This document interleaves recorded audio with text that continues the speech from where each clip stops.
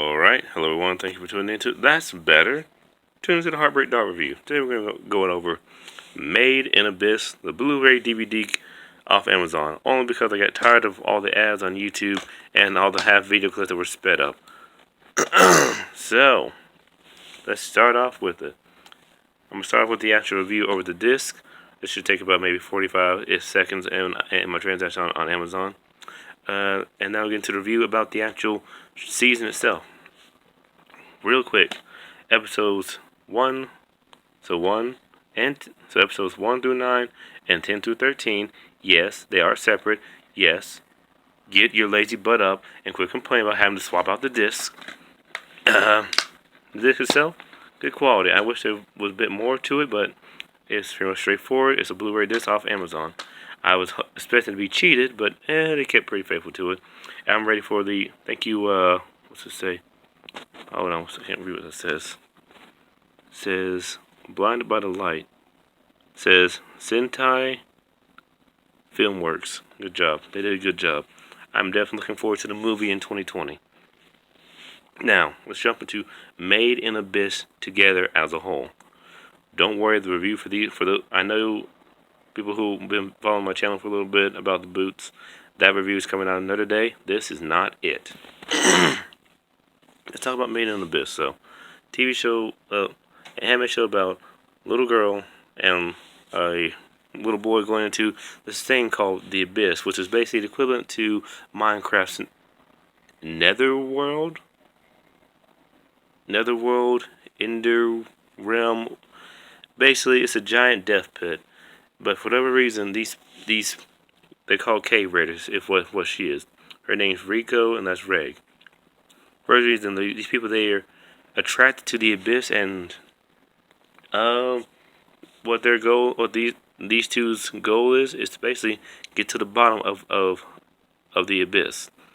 Now, once you get through to I think there's 7 layers.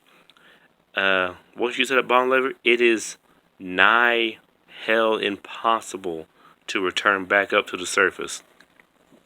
Now, this is going to be a little bit of a spoiler warning. How the Abyss works, it's okay if you go down into it, but coming up, it's like sticking your hand in those Chinese finger traps, where it's easy to get your finger into it, but it's hard to get it out. Kind of similar to that. But as you start to descend deeper and deeper and deeper into the Abyss, the effects get worse and worse. I'm talking from first level, nausea, vomiting, to you're bleeding out of every freaking orifice. And that's not even the bottom layer. Because I've only seen the DVD. I've not seen the manga, light novel series yet.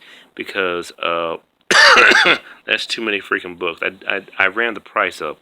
So from what I was looking at on Amazon, from opposed to just buying this, to actually buying the novels that are the ones that are actually English translated, that would be about $64. This was about $32. I'll take this.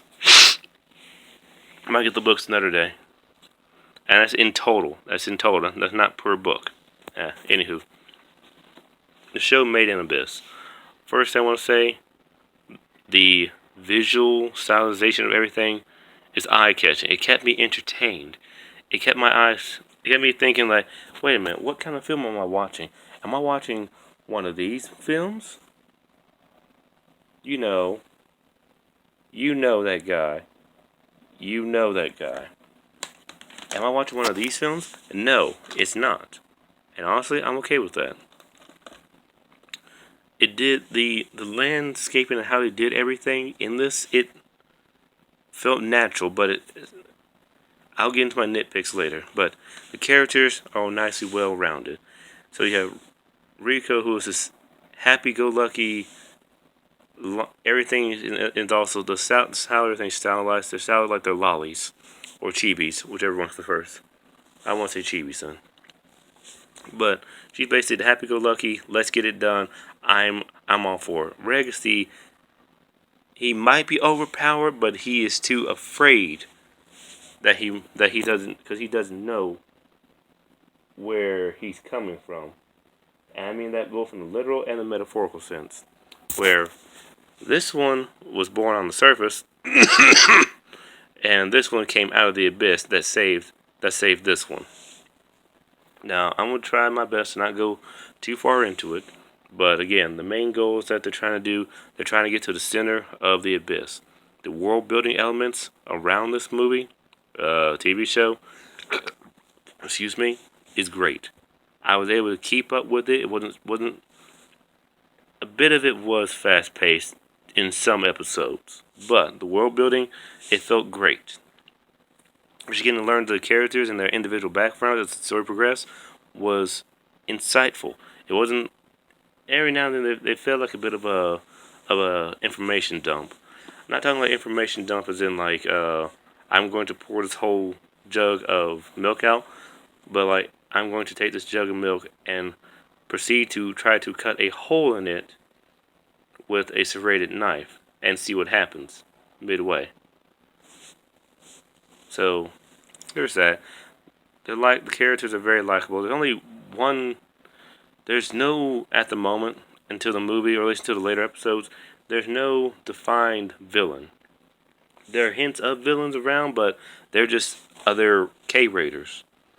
And the only real threat is nature itself.